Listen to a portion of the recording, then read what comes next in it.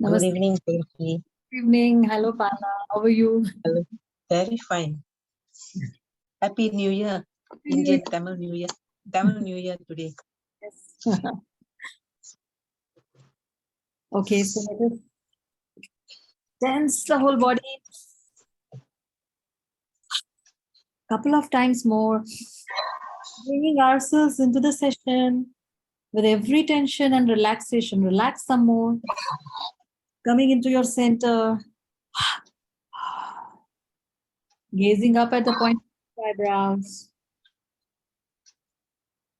Let us tune into the Divine Mother aspect of God today.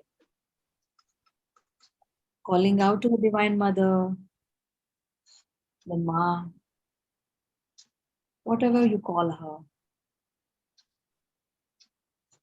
Filling our hearts with love, devotion, offering it at her feet.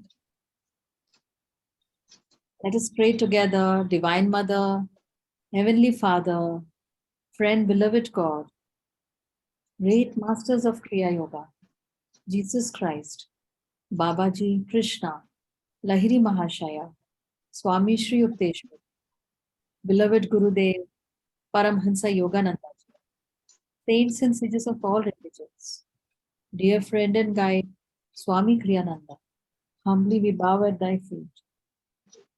Divine Mother, may thy love shine on the sanctuary of our devotion. May we be able to share thy love with all whom we meet. We are thine, Ma.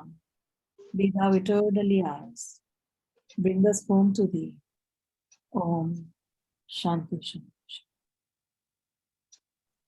Today we will do a special chant.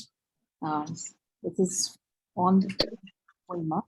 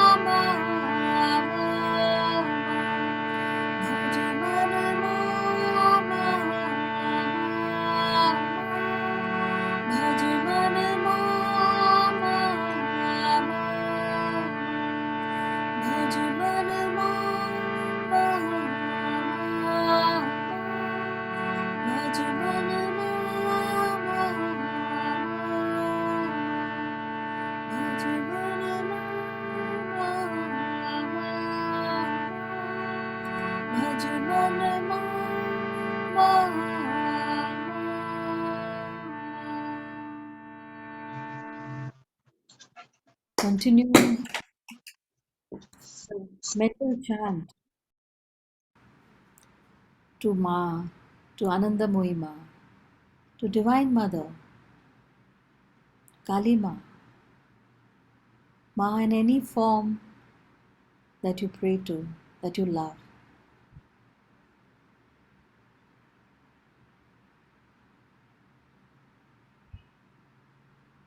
Just keep calling out.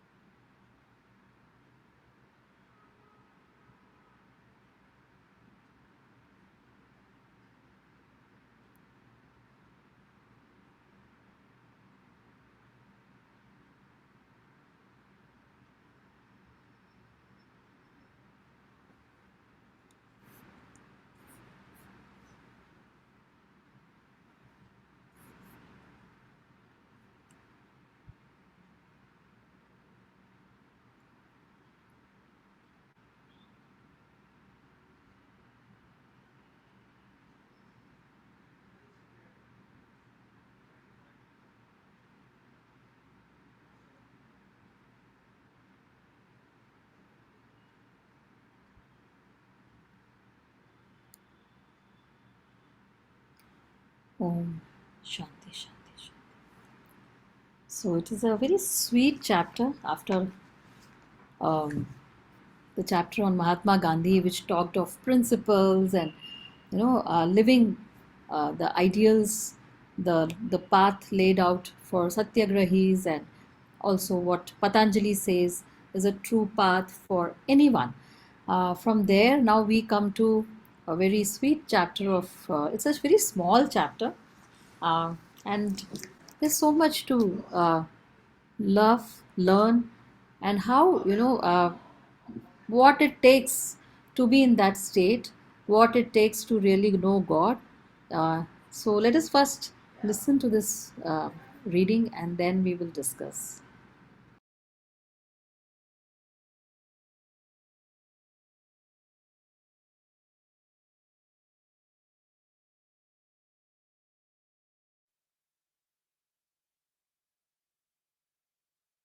Chapter 45. The Bengali Joy-Permeated Mother. Sir, please do not leave India without a glimpse of Nirmala Devi. Her sanctity is intense. She is known far and wide as Anandamoyi Ma, the Joy-Permeated Mother. My niece, Amio Bosch, gazed at me earnestly. Of course, I want very much to see the woman saint. I added, I have read of her advanced state of God realization. A little article about her appeared years ago in East West. I have met her, Amio went on. She recently visited my own little town of Jamshedpur. At the entreaty of a disciple, Anandamoyi Ma went to the home of a dying man. She stood by his bedside. As her hand touched his forehead, his death rattle ceased. The disease vanished at once. To the man's glad astonishment, he was well. A few days later, I heard that the blissful mother was staying at the home of a disciple in the Bhawanipur section of Calcutta. Mr. Wright and I set out immediately from my father's Calcutta home. As the Ford neared the Bhawanipur house, my companion and I observed an unusual street scene. Anandamoyi Ma was standing in an open-top automobile, blessing a throng of about 100 disciples. She was evidently on the point of departure. Mr. Wright parked the Ford some distance away and accompanied me on foot toward the quiet assemblage. The woman saint glanced in our direction. She lit from her car and walked toward us. "Father, you have come." With these fervent words, she put her arm around my neck and her head on my shoulder. Mr. Wright, to whom I had just remarked that I did not know the saint, was hugely enjoying this extraordinary demonstration of welcome. The eyes of 100 chelas also were fixed with some surprise on the affectionate tableau. I had instantly seen that the saint was in a high state of samadhi. Utterly oblivious of her outward garb as a woman, she knew herself as the changeless soul. From that plane she was joyously greeting another devotee of God. She led me by the hand into her automobile. "Anandamoyi Ma, I am delaying your journey," I protested. "Father, I am meeting you for the first time in this life after ages." She said, "Please do not leave yet." We sat together in the rear seats of the car. The blissful mother soon entered the immobile, ecstatic state. Her beautiful eyes glanced heavenward and, half opened, became stilled, gazing into the near, far inner Elysium. The disciples chanted gently, "Victory to Mother Divine." I had found many men of God realization in India, but never before had I met such an exalted woman saint. Her gentle face was burnished with the ineffable joy that had given her the name of Blissful Mother. Long black tresses lay loosely behind her unveiled head. A red dot of sandalwood paste on her forehead symbolized the spiritual eye, ever open within her. Tiny face, tiny hands, tiny feet, a contrast to her spiritual magnitude. I put some questions to a nearby woman chela, while Anandamoyi Ma remained entranced. The Blissful Mother travels widely in India. In many parts she has hundreds of disciples, the chela told me. Her courageous efforts have brought about many desirable social reforms. Although a Brahmin, the saint recognizes no caste distinctions. A group of us always travel with her, looking after her comforts. We have to mother her. She takes no notice of her body. If no one gave her food, she would not eat, nor make any enquiries. Even when meals are placed before her, she does not touch them. To prevent her disappearance from this world, we disciples feed her with our own hands. For days together she often stays in the divine trance, scarcely breathing, her eyes unwinking. One of her chief disciples is her husband. Many years ago, soon after their marriage, he took the vow of silence. The chela pointed to a broad-shouldered, fine-featured man with long hair and hoary beard. He was standing quietly in the midst of the gathering, his hands folded in a disciple's reverential attitude. Refreshed by her dip in the infinite, Anandamoyi Ma was now focusing her consciousness on the material world. "Father, please tell me where you stay." Her voice was clear and melodious. "At present in Calcutta or Ranchi, but Soon I shall be returning to America. America? Yes, an Indian woman saint would be sincerely appreciated there by spiritual seekers. Would you like to go? If Father can take me, I will go. This reply caused her nearby disciples to start in alarm. 20 or more of us always travel with the blissful Mother, one of them told me firmly. We could not live without her. Wherever she goes, we must go. Reluctantly, I abandoned the plan as possessing an impractical feature of spontaneous enlargement. Please come at least to Ranchi with your disciples, I said on taking leave of the saint. As the divine child yourself, you will enjoy the little ones in my school. Wherever Father takes me, I will gladly go. A short time later, the Ranchi Vidyalaya was in gala array for the saint's promised visit. The youngsters looked forward to any day of festivity. No lessons, hours of music, and a feast for the climax. Victory, victory, Anandamoyi Ma Ki Jai! This reiterated chant from scores of enthusiastic little throats greeted the saint's party as it entered the school gates. Showers of marigold, tinkles of cymbals, lusty blowing of conch shells, and beat of the mridanga drum. The blissful Mother wandered smilingly over the sunny Vidyalaya grounds, ever carrying within her the portable paradise. It's beautiful here, Anandamoyi Ma said graciously, as I led her into the main building. She seated herself with a childlike smile by my side. The closest of dear friends she made one feel, yet an aura of remoteness was ever around her, the paradoxical isolation of omnipresence. Please tell me something of your life.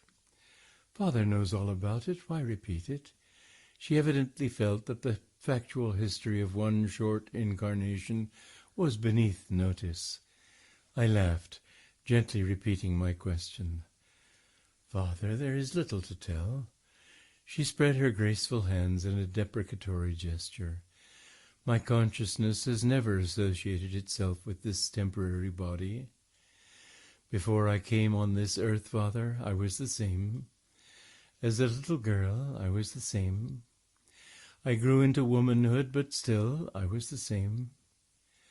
When the family in which I had been born made arrangements to have this body married, I was the same.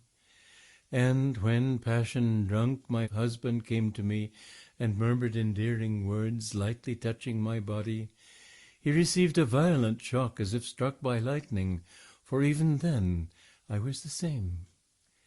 My husband knelt before me, folded his hands, and implored my pardon. Mother, he said, because I have desecrated your bodily temple by touching it with the thought of lust, not knowing that within it dwelt not my wife, but the Divine Mother. I take this solemn vow. I shall be your disciple, a celibate follower, ever caring for you in silence as a servant, never speaking to anyone again as long as I live. May I thus atone for the sin I have committed today against you, my Guru. Even when I quietly accepted this proposal of my husband's, I was the same. And, Father, in front of you, now I am the same. Ever afterward, though the dance of creation change around me in the hall of eternity, I shall be the same. Anandamoyi Ma sank into a deep meditative state. Her form was statue still. She had fled to her ever-calling kingdom.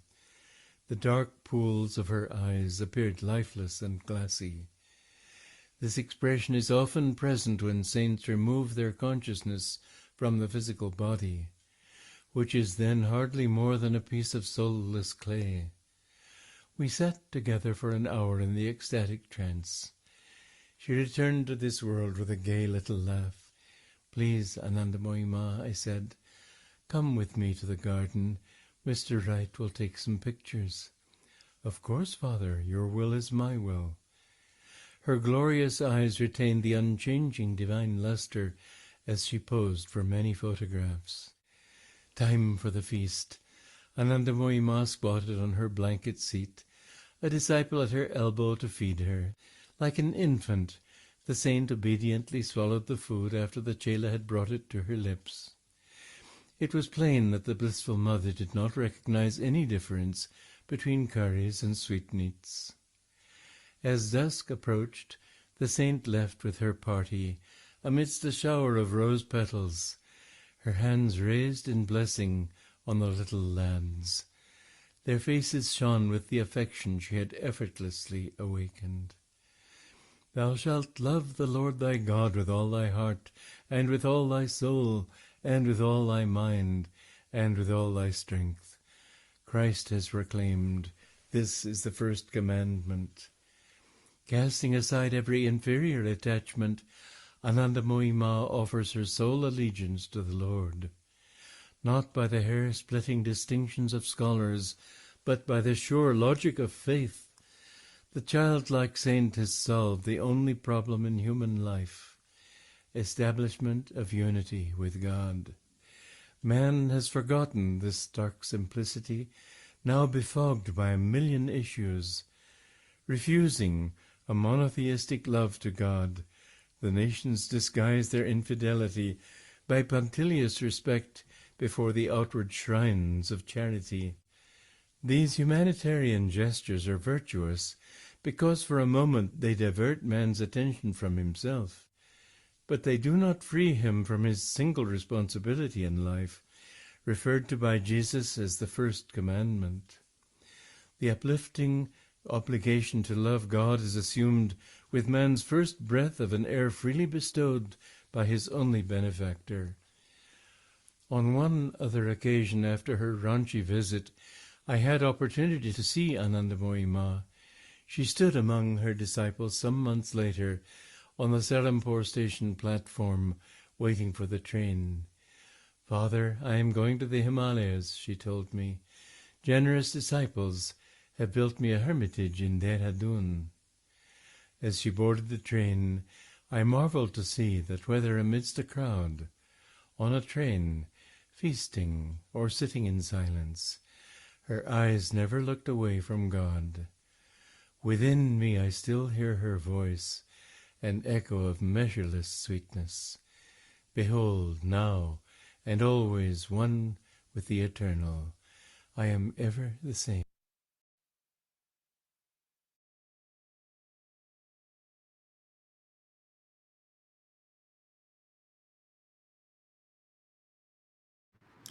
This is such a, it's a short chapter, just that one sentence, I am ever the same. I think that is like, coming forward, and for us, it is a huge, huge lesson. How do we live this life? How should we, as we are trying, on this spiritual journey to understand who we are, who am I, and techniques, yes, we are doing the techniques given by our guru, but master said that techniques alone are not going to take us there. What is needed is the love of the heart, and always having that detachment that we are not this body, we are not who we think we are, who the world thinks we are. As Swamiji said, all of us are bundles of self definitions. So that is what we need to pierce and go beyond who we think we all are. So as we discuss it, the first page itself, when he meets her, the woman saint glanced in our direction. She alighted from her car and walked towards us. "Father, you have come." It's such a goosebumpy moment when and he says that, on my way I had told Mr. Wright that I did not know the saint. Of course he knew the saint, but not in this incarnation, or in a very superficial way. He was saying, no, I've never met her. Maybe that is what he was saying. And here she sees him and she says, "Father, you have come," and then goes on to say, she goes on to say, I am meeting you for the first time in this life after ages. Please do not leave yet. So this shows that they have been together in various lifetimes, and probably in some lifetime he was also her father, and that is why, in the whole thing, when we look at their relationship, she is like his little girl, right? She keeps talking to him like his whatever father says, I will do. Father's will is my will. So there is a sweetness between the two of them, and they have just met, and immediately that relationship, and it is not just the physical level, they were father and daughter, but they both knew who they are.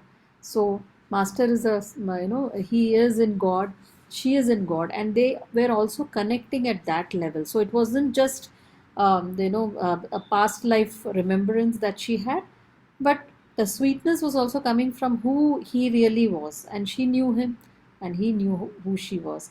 Because he says that instantly I had seen that the saint was in a high state of samadhi. So even though, at that moment when she was in a car, vehicle, and there were people, thousands of people surrounding her, and she was blessing them and all, but she was always in samadhi. At not one moment she was out of it. She was, he says, utterly oblivious to her outward garb of a woman, and she was a beautiful woman. But that didn't matter at all. For her, she was in God, right? She knew herself as a changeless soul. From that plane, she was joyously greeting another devotee of God. So here again now, he says, I found many men of God realization in India, but never before have I met such an exalted woman saint. Okay, so her gentle face was burnished with the ineffable joy that was given her the name of blissful mother. That is the reason she was called blissful mother, or Ananda Moima. And then he explained that, he says, a red dot of sandalwood paste on her forehead symbolizes a spiritual eye ever open within her. So she was the pictures that we see of deities, where the divine mother with three eyes, this was also open. She was symbolizing that, right? So her spiritual eye were always open. She was in a perpetual samadhi. She was one with God. And he says, tiny feet, tiny hands, tiny face, a contrast to her spiritual magnitude. In fact, Swami Kriyananda writes that, she was a very feminine and very small body. But when she would walk, it was like a general walking, the kind of walk, the power that she emanated. And that power is what Master says, her spiritual magnitude.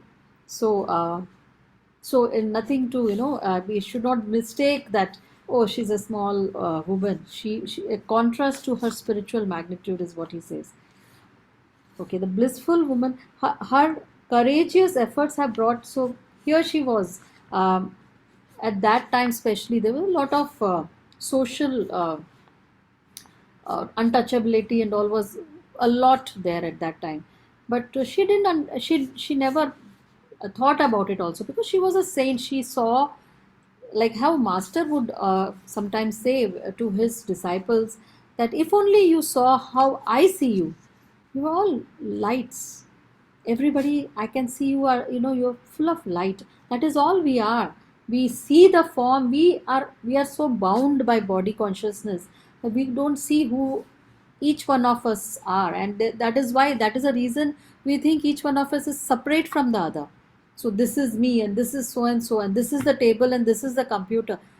Everything is just God. And these self-realized masters know that is how they see each one of us. So for them, all, what caste and what race, nothing matters. It's the soul that they identify with.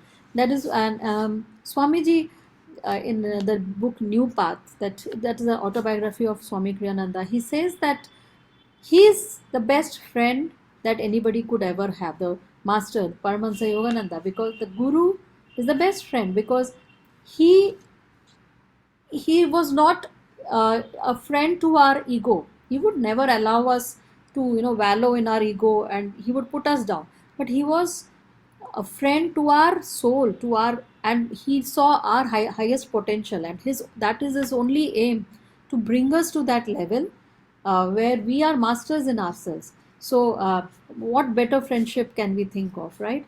And this is what all these self-realized masters, they are only looking at the actual who we are, right? Hence it never mattered, no caste distinction, nothing she saw. Okay, so and and she was so much in bliss, in samadhi, that she didn't know, she was not identified with the body. So even if she didn't eat, she wouldn't know she had not eaten. So there was always somebody who was taking care of her. She says, if no one gave her food, she would not eat, because it didn't, she was not identified with the body. We are so particular, right? Most people are like, 3 meals a day, and then chai nahi mila to, oh my god, what will happen, mera sar darad deta hai. All that people do, right? That's because we are bound by the body. We are so attached to the body. Master said, what is ego? Ego is soul attached to the body, right? So, and the self-realized masters, they have transcended that long time back. So she was not even aware. So somebody would, mealtime, they would sit down and feed her, they would take care of her. They say that for days together she often stays in the divine trance, scarcely breathing, her eyes unwinking. Just visualize that scene, the Ananda Mohima, if we were to sit in front of her and she is in samadhi, what a beautiful vision is that. And they say that one of her chief disciples is her husband, and then later on she says how he became her husband, her disciple. Okay, here it says, when she was in that state of samadhi, um, refreshed by her dip in the infinite, is how he says. Ananda Mohima was now focusing her consciousness on the. So she had to focus. She had to bring her focus back to this material world till now. And he says, refreshed by her dip, like how somebody goes into a river to take a dip and they come out refreshed, because they had taken a bath. For her, for the self-realized masters, just going into the infinite was like, the ocean, the actual ocean is what is refreshing. And then she had to bring her focus back into this material world. And then she says, Father, please tell me where you stay.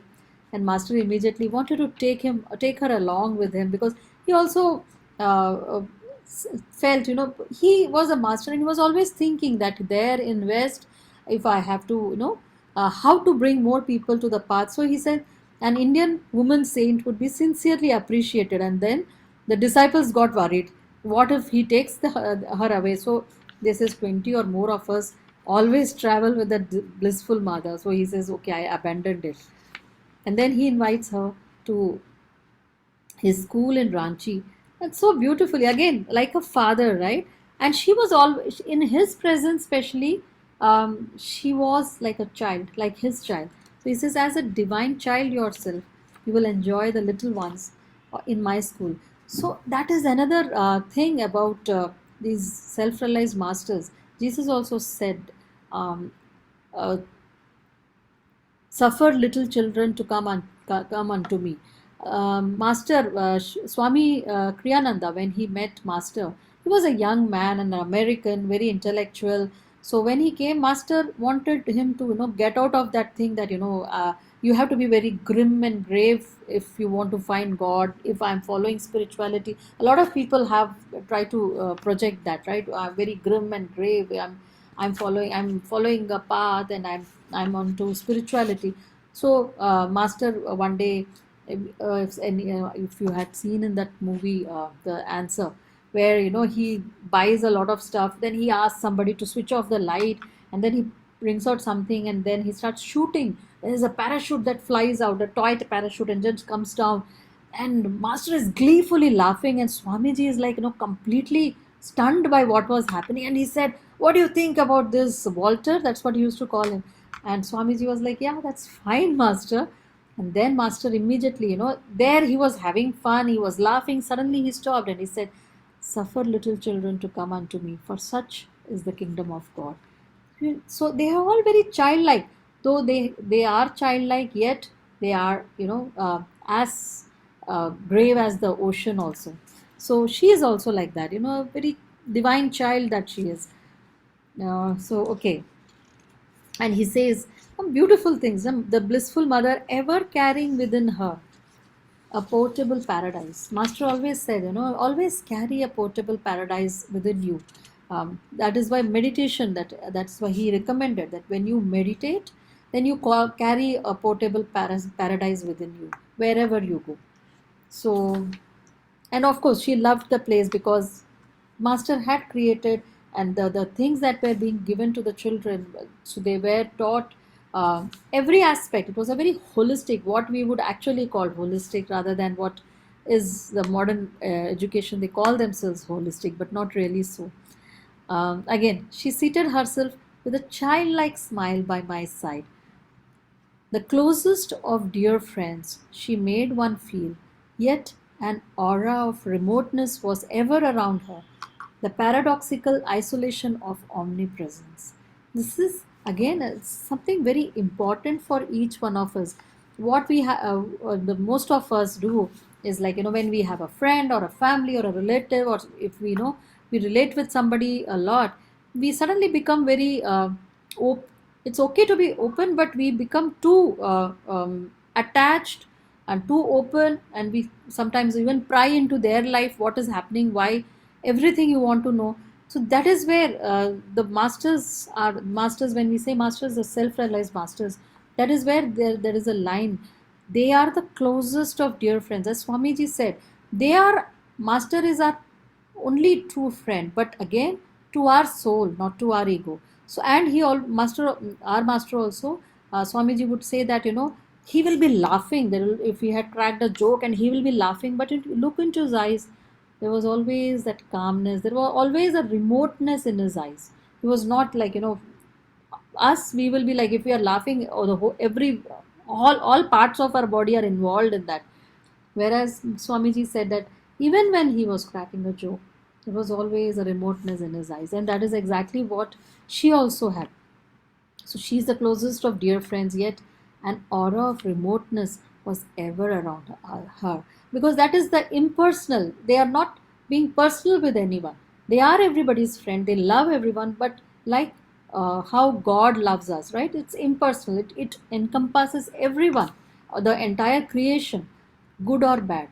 As the master said, that if only you knew how much God loves you. I mean, it's not like he loves Yogananda more, or somebody else more, or, and when we say God, the Guru also.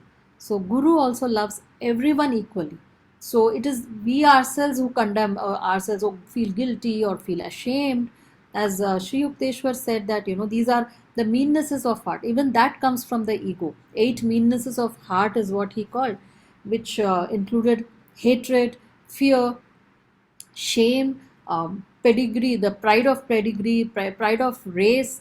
All these come from the meanness. He says the moment we remove these, the heart becomes purified, and you can become self-realized. That is what he said. You just have to work on these are the obstacles. So that is where I think I have digressed into something else. Okay, so here when he says, please tell me something of your life, she says, you know everything, why repeat it again? Here he master was all, I think he was, is my understanding, that he was also planning to write a book on all these saints, and that is why he was asking. He knew about her, he knew who she was, of course he knew everything about her, but he wanted her to say, so that all this can come for generations later for us to read. And again, second time he repeats again, she says, there is little to tell. I mean, a self-realized master, it's such a huge personality, if we can say it that. Whereas anybody else, if we say, tell me about yourselves, next half an hour that person will go on and on about his achievements and where he grew up, what kind of person he is, what he enjoys. Yeah, many of us, right? And here she's saying there's little to tell. And this is such a beautiful way she explains. My consciousness has never associated, I mean, you can just close your eyes as I'm reading this and just visualize this, her talking this way. My consciousness has never associated itself with this temporary body. Before I came on this earth, Father, I was the same. As a little girl, I was the same. I grew into human womanhood, I was the same. When the family in which I had been born made arrangements to have this body married, I was the same. When the husband, when he tried to touch her, she says, he was he received a violent shock as if struck by lightning, but even then, I was the same. And when he says sorry, she says, I was still the same. In front of you, I'm still the same. And in future, never, towards eternity, whatever, I am still the same. Here, I mean, just for a moment, let us all pause. When I was just researching, Anandamoyi Ma never seems to have had any guru.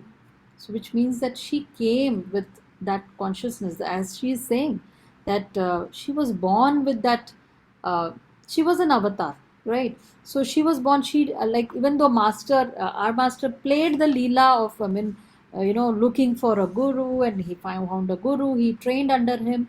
Though Swami Kriyananda says that at some point he had mentioned that I had killed Yogananda a long time ago. No one dwells in this body but God. When he meant long time ago, he was saying that, much before this incarnation. So he came with the consciousness of who he really was. But, it was a Leela that he played for a particular purpose. That was his dispensation, and he played that role. Here, she is very clear. She never had any guru. She came with that consciousness. She was always like that. And there was no particular technique that she did. I mean, Anandamoyi Ma's disciples, I don't think she gave any technique to her disciples. It was all pure love that she was. But she would give guidance to people. Some of them, she even said, no, if their karma was such, then she would say that you go and take such and such technique from this path or that guru. But herself, she never gave any technique. Okay, so that is when she is saying that she always knew who she was, and she always lived in, even that she's saying the family in which I was born, there was no attachment as such, like all of us, like my mother, my father, my family. She's saying the family in which I was born married this body, I was the same. I mean, that statement, think about it. Each one of us, we play different role in our lives, right? We were children, then we grew up. As children, we were different. When we were teenagers, we were different. When we became adults, we are different. There were different relationships, we behave differently. Like, with your spouse, we are different. With our children, we play a different role. With our parents, we are different. With friends, we are a completely different person. Then we go to work, and there is a different person. Just watch yourself. Um, can we ever say that, I am the same when I'm playing? I mean, are we, when I'm talking to my child, am I saying I am playing the role of a mother, or I'm the mother, this is my child?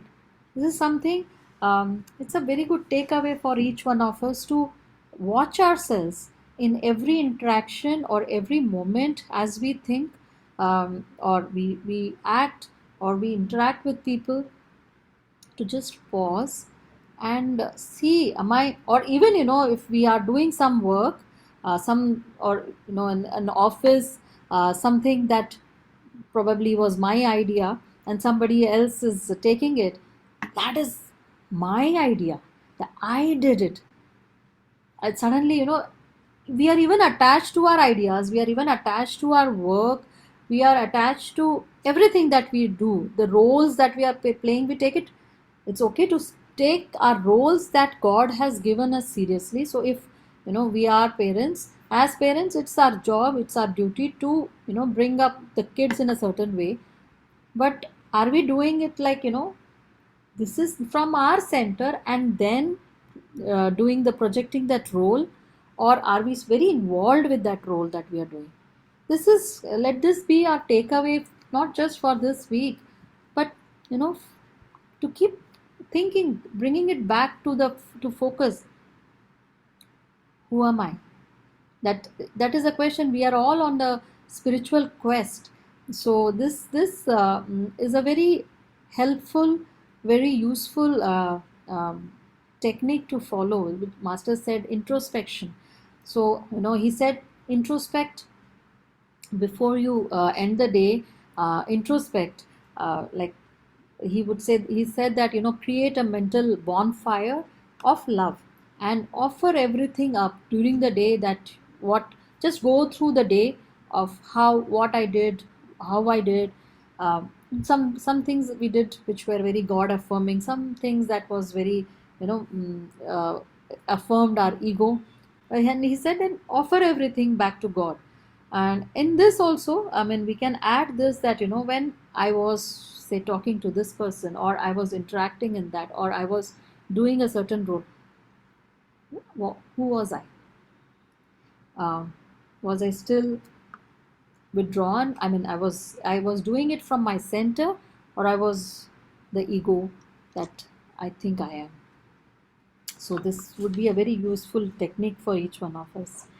Okay. So,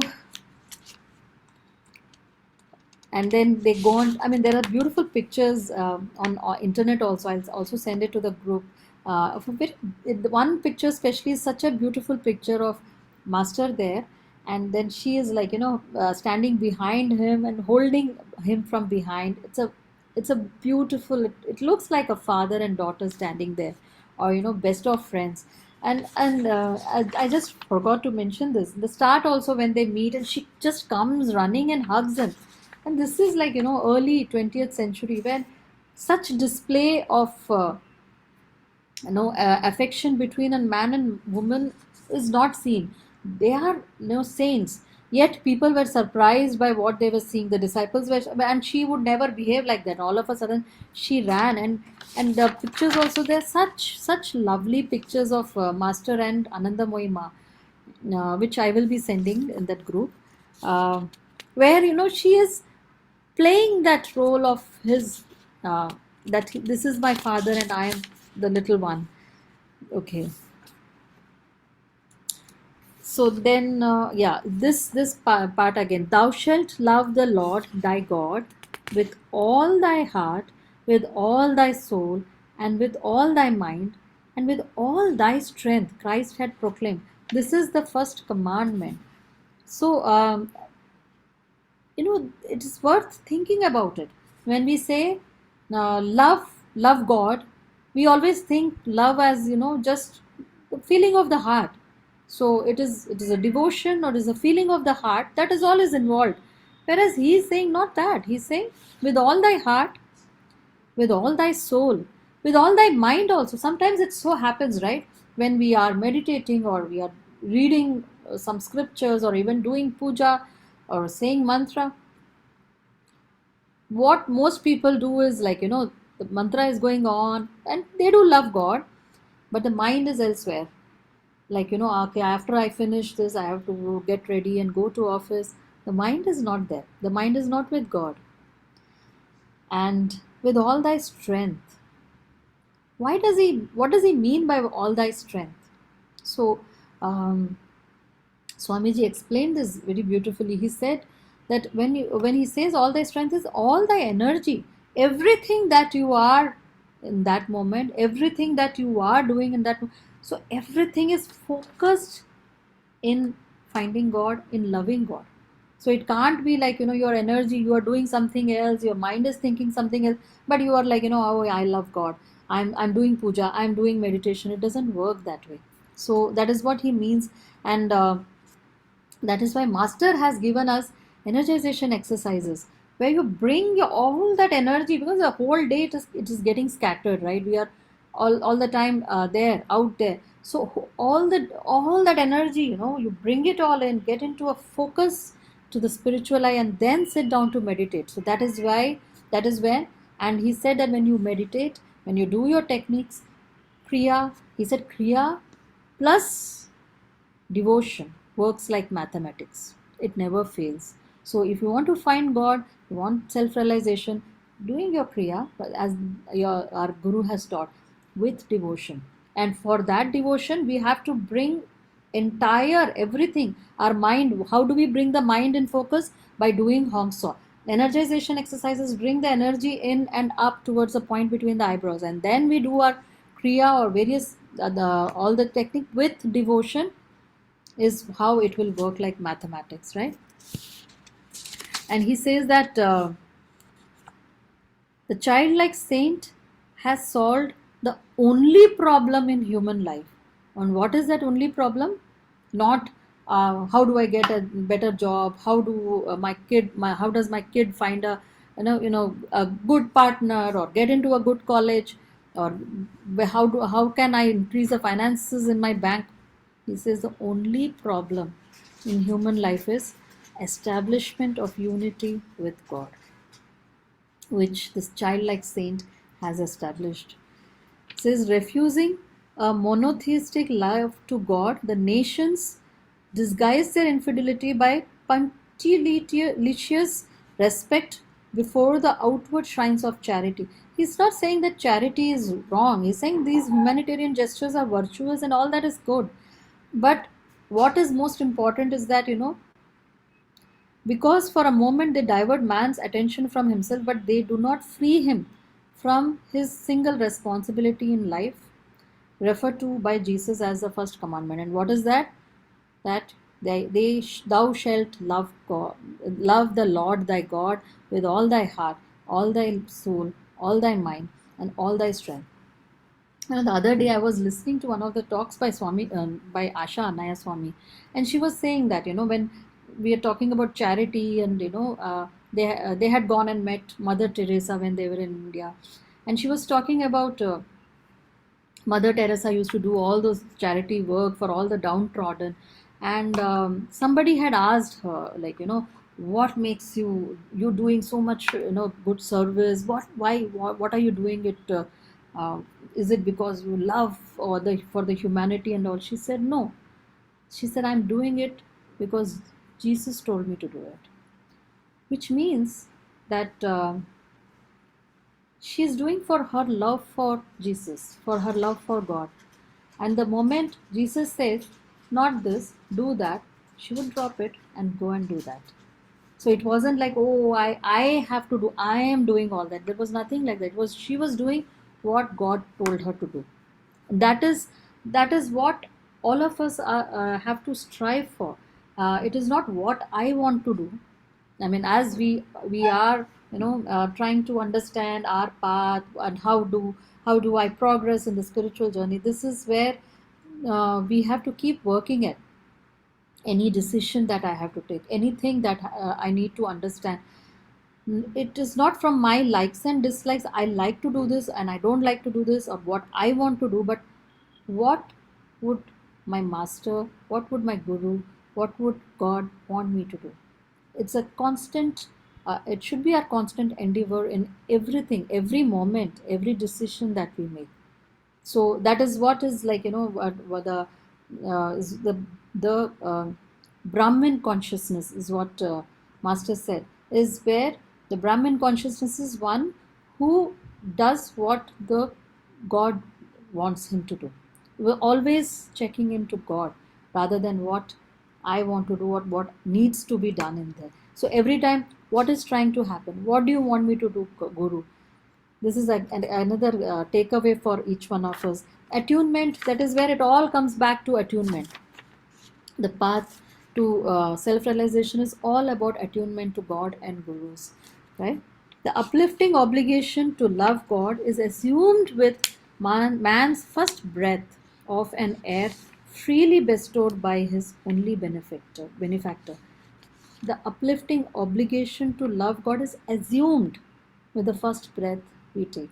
But we forget that. We don't even acknowledge that, right? And then we come to the last part where he says that um, as she boarded the train, I marveled to see that whether amidst a crowd on a train feasting or sitting in silence, her eyes never looked away from God. You know, when we say, we talk about, all of us are devoted, right? All of us are devoted. Only thing is, what are we devoted is different.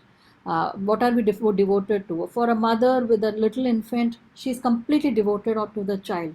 Somebody will be devoted to their job, somebody will be devoted to their family. So each one of us are devoted. And if you look how a devotion really works, when the other day I was talking to a mother with a little infant, and she was talking to me, but whole time she was focused about where is the kid, what is he up to, where, this is what is the meaning, true meaning of what we say is devotion. So she is doing, Ananda Mahima is doing everything, but she is always you know uh, tuned into only God. That is where we should be headed. And again, behold, now and always, one with the eternal, I am ever the same. This is like, it's a mantra. It's like a mantra to each one of us. In fact, Swami Kriyananda I mean, she is one of those, like how Master would say that Saint Francis is our patron saint, because it's so, his teachings or his way was very in tune with our line of gurus. Ananda Moima was another one of those saints who was very in tune with our this thing. So Swami Kriyananda went to and met her also, and she loved him. There was a very special affection between the two. She used to call him Choto Chela. I think that means young son or something, little son or something. And they were, Swamiji also loved her a lot. In fact, there is this story of when Swamiji was, taken away, I mean, removed from SRF, and he was going through a very, very bad time. He was suffering. And how can that happen to me? I love my guru. Does my guru not want me to be part of this thing? Why did he do this to me? And he had sent message to Ananda Mohima also about this. And the reply that came back from Ananda Mohima was like, take this also as your Guru Kripa. And Swamiji said, at that time I couldn't, I put it on a shelf because it was coming from Ananda Mohima, but I just couldn't take, how can this be Guru Kripa? How could I take this as Guru Kripa? So much of suffering that I'm going through, I'm taken out of, and that this is the only life I knew, and I was taken out.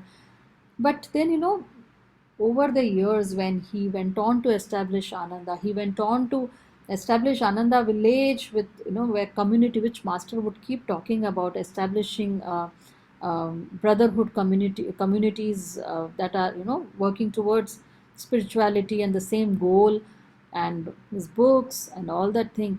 He said, later on, much later, I realized what she meant, that if that hadn't happened, I couldn't have done all this. So never doubt whatever is happening, whether good or bad, whatever we think. No, we don't like it, so we say, "Oh, it is such a bad thing happened," because our ego is saying, "I don't like it." How can this happen? But what she meant was, everything. When you have a guru, whatever is happening in your life, take that as a Guru Kripa. That is a very, very important lesson for each one of us. Accepting everything as Guru Kripa. I don't understand it. We can ask, I mean, the Guru that, I understand there is a lesson in this for me. I don't understand it. Please help me learn the lesson. What is it about? But always trusting the Guru, having faith in in his interest in us. His interest is that, we are taken out of this mud puddle of Maya, and are, established in God. That we find God, that we are one with God, that we become masters in ourselves. That is his only interest. And so, trusting the Guru for this. There's another very sweet story when we talk about, I think I'll end with that. When we talk about divine, she was always, in love with God, and she was always there. So Jyotish ji told this story. Naya Swami, Jyotish and Devi, they were like, I think Swamiji was still in body or he had just left. I don't know. No, sorry, he was in body, of course. Jyotish ji had traveled with Swamiji, I think, to India, and a lot of people had sent questions to Ananda Ma that various questions that how do I progress in spiritually, and there was this particular follower of Ananda Ma who had asked a question which Jyotish ji thought was such a weird question. I mean, how could I even ask a such question? And the person had asked that I have this little murti of Krishna in my house, and then, but due to my work and all, I have to travel. Then what do I do? Because every day I give him bhog, I give him prasad, food. So the days I'm traveling, then I feel very guilty. So what am I supposed to do? Should I take him along wherever I'm going? That kind of question. And Jyotish ji thought, I mean, how can I ask such question? I mean, here where people were asking such lofty questions like how do I progress spiritually, how do I find God, what kind of this thing I should do, and he's asking such question. But anyway, he had taken all the questions, and all those questions, other questions, how do I progress, and she would answer, but saying that yeah, you follow your guru's instruction and all. And then Jyotish ji said, I have one more question, and then he repeated this question, and he was surprised. She took a long time to explain that answer. She said, yes, and, this little Krishna is like, an entity in your, living entity in your house. So you should, when you take care of him, you have to feed him morning, evening. And if you are traveling only for a short time, say a couple of days, and leave something for him, water, this thing, and or if you're going for a long time, take him along and take this food along. So Jyotish ji was surprised when he heard this. But that is the kind of relationship Anandamoyi Ma had with God. It was like, a living presence every moment for her. And that is what we all need to strive for. When devotion, some people say, oh, I don't know what devotion. All of us know what devotion is. Just look what we are devoted to and how we are devoted to that. That is all we have to bring in this. And keep, even you don't have devotion, pray to God and Guru, give me devotion, that I love you the way Ananda Mohima loves you, or the way Paramahansa Yogananda loves you. So it's the Guru who will give us everything that we need, even the devotion, and even self-realization. It comes through the Guru. Keep praying for that also. So with that, if anybody wants to add anything, or else we will end the session with joy after having spent today evening with the joy-permeated mother. Okay, see you next week. We meet another woman saint next week, Giribala. Until then, I will put in the group the takeaway. Thank you, Pala. Thank you. Thank you. Thank you, Jayanti. Bye bye.